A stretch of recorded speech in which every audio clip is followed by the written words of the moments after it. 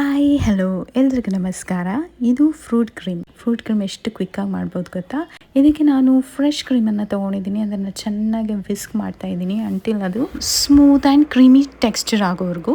ನಂತರ ನಾನು saffron ಸ್ಟ್ಯಾಂಗ್ಸ್ ಮಿಲ್ಕನ್ನು soak ಮಾಡಿದೆ, ಅದನ್ನು ಹಾಕ್ತಾಯಿದ್ದೀನಿ. ಅದನ್ನು ಹಾಕಿ ನಂತರ ಹನಿಯನ್ನು ಹಾಕ್ತಾಯಿದ್ದೀನಿ. ನಾನಿಲ್ಲಿ ಲೈನ್ ಡೇಟ್ಸ್ ಹನಿಯನ್ನು ಹಾಕ್ತಾಯಿದ್ದೀನಿ. ಇದನ್ನು ಹಾಕಿ ಮಿಕ್ಸ್ ಮಾಡ್ತಾಯಿದ್ದೀನಿ. ಮಿಕ್ಸ್ ಮಾಡಿದ ನಂತರ ಕಟ್ ಮಾಡ್ಕೊಂಡಿರೋ ಬನಾನಾಸ್, ಆ್ಯಪಲ್ಸ್, ಆರೆಂಜ್ ಆ್ಯಂಡ್ ಪೊಮೊಗ್ರಾನೇಟನ್ನು ಹಾಕ್ತಾಯಿದ್ದೀನಿ. ಇದನ್ನೆಲ್ಲ ಹಾಕಿ ರೇಸನ್ಸ್ ಆ್ಯಂಡ್ ಕ್ಯಾಶ್ಯೂಸನ್ನು ಹಾಕ್ತಾಯಿದ್ದೀನಿ.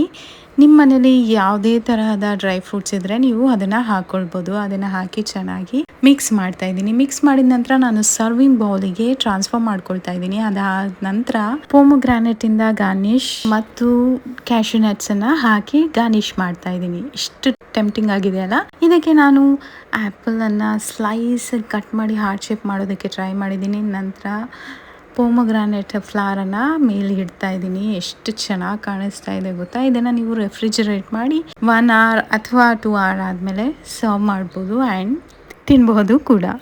ತುಂಬಾ ಅಮೇಝಿಂಗ್ ಆಗಿತ್ತು. ನೀವು ಟ್ರೈ ಮಾಡಿ. Thank you.